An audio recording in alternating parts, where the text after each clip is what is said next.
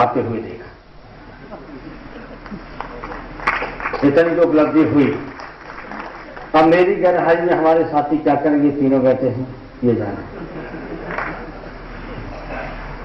तो ये सही है कि हमारी टिप्पणी का कुछ असर होता था, लेकिन धीरे धीरे हमारी इच्छा के साथियों की टिप्पणी का भी असर होगा लोकसभा में, ऐसा मुझे विश्वास है। 27 सितंबर को मैंने कहा कि माफ करेंगे मुख्य न्यायाधिपति जी, अच्छा होता बंगला भाषा बोलते, लेकिन आज मुझे खुशी है आपने कम सम्मान किया है।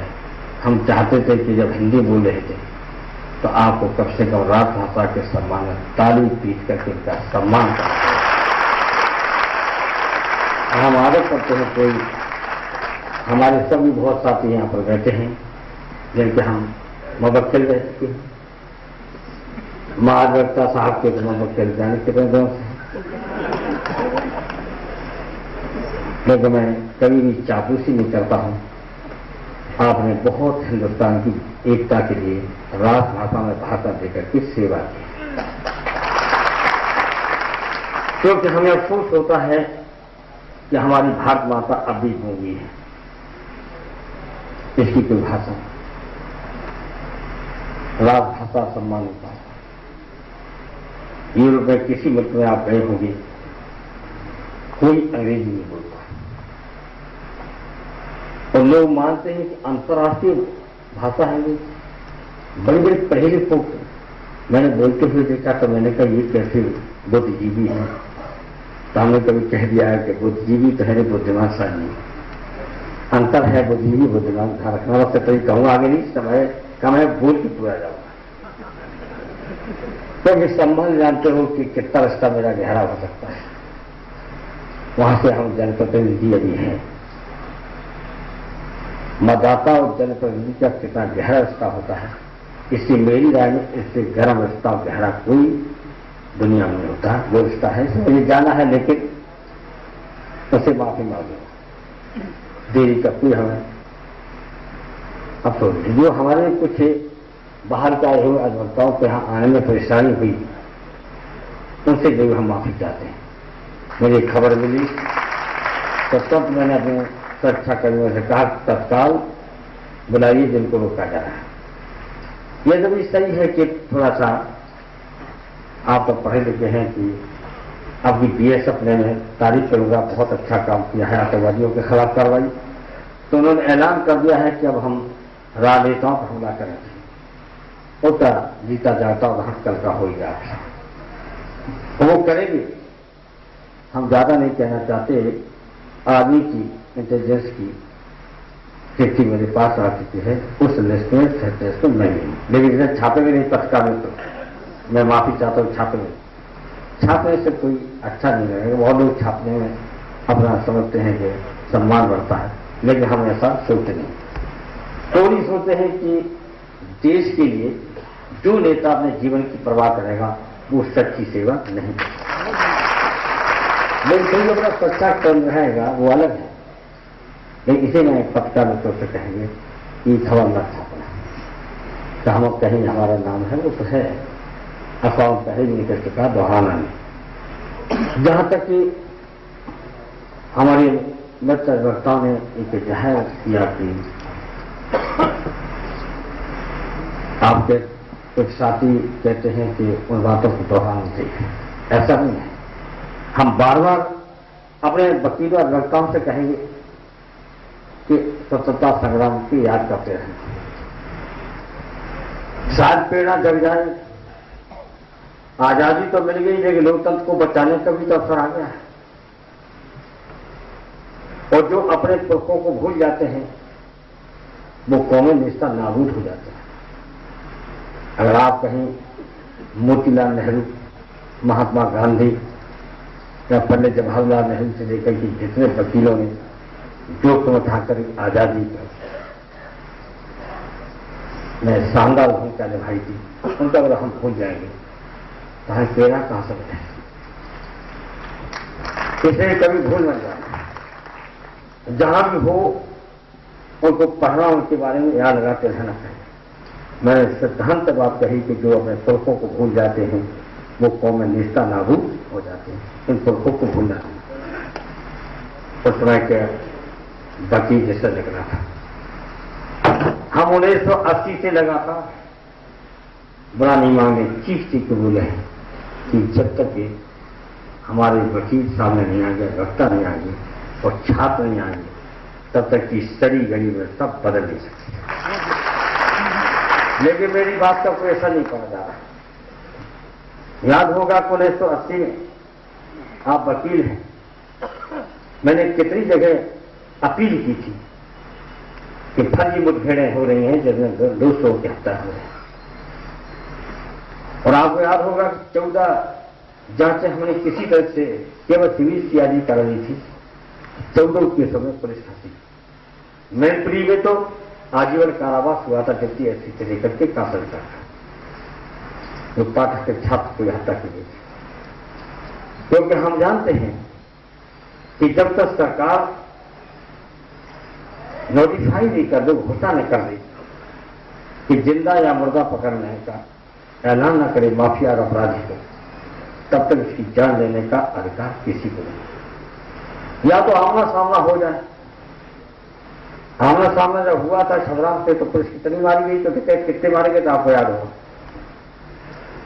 एक पेट से बार के मारे जा रहे थे, तब भी मैं चीखा था मुख्य न्यायाधिपति किसी भी बात से कोई प्रस्ताव नहीं आया था। केवल मैनपुरी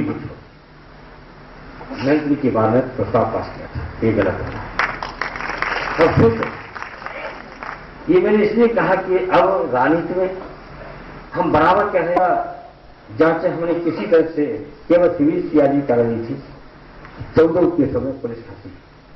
मैनपुरी में तो आजीवन कारावास हुआ था, जबकि ऐसी से लेकर के कासल तक जो पाठक के छात्र को हत्या की गई थी।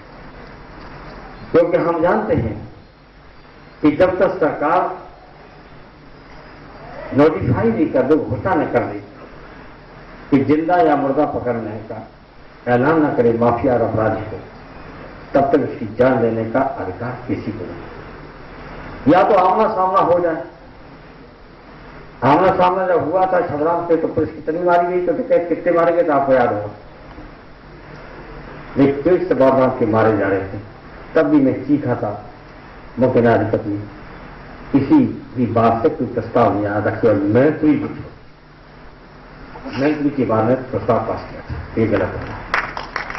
और फिर ये मैंने इसलिए कहा कि अब राजनीति में हम बराबर कह रहे हैं कि ये राजनीतिक मैदान कोई खाली नहीं रहेगा। आप नहीं आएंगे तो माफिया आएंगे। जब अच्छे लोग नहीं आएंगे तो जिसको मौका मिला वो आ जाएगा।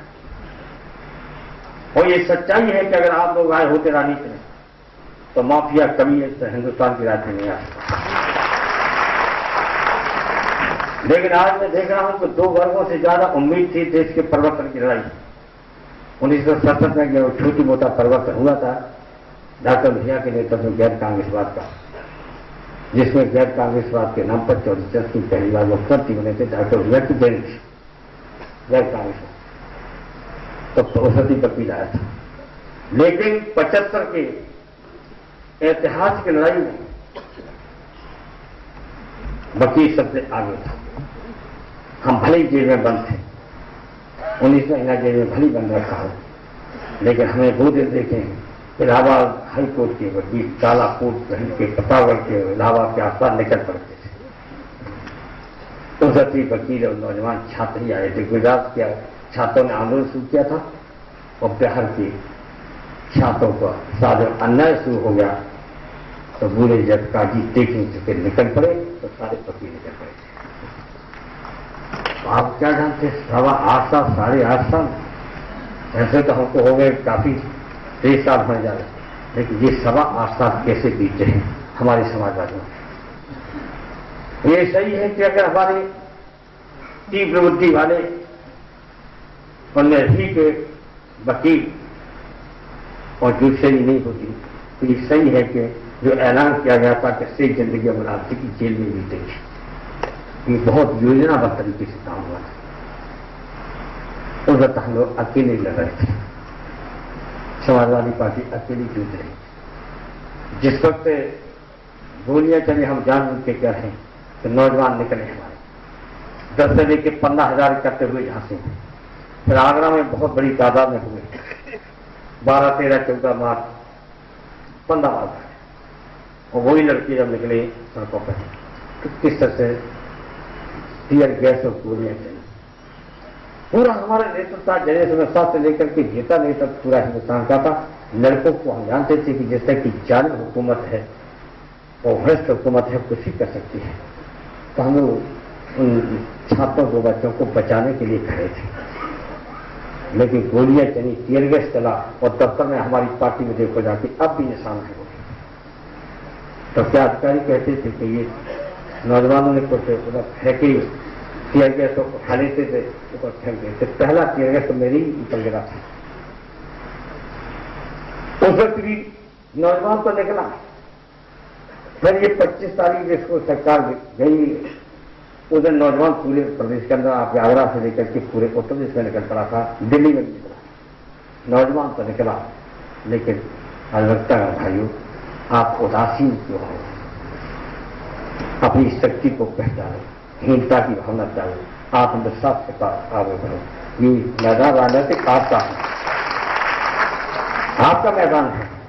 अगर आपने कहीं छोड़ दिया, उदासीन हो गए और हीनता की भावना रही, तो इस जगह पे इस मैदान को माफिया और ठेकेदार और बिल्डर से खेलेंगे पैसे के बल पर। यह हालत आज है।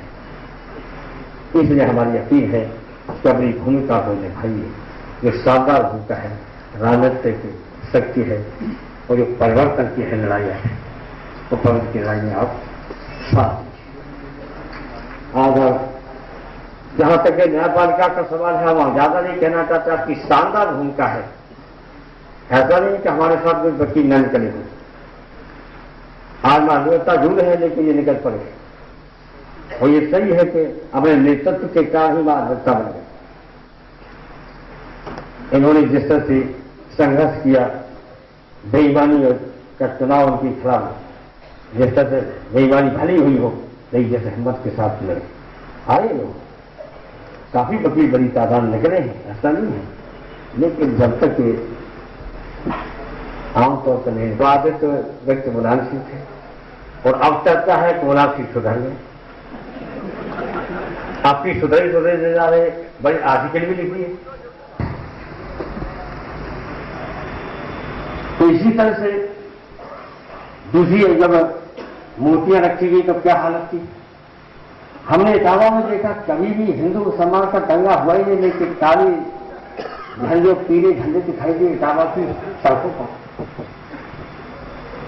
और जब राम जानकी रथ निकलने लगा तब हिंसा होगी, नहीं प्रस्ताव जाऊंगा। हम और जनप्रति के सीतापुर में बहुत बड़ी भीड़ होने वाली थी हमारी सभा में, और मुख्तार अमीर सभा कर रहे थे। देखे उदास और बहुत दुखी, मैंने क्या हो गया, तो रथ निकल रहा था और रथ निकलने के बाद ऐसा तनाव हो गया कि 2 लोगों की जाने चली गई, गोली चली गई, तो इससे मैं गोली ला।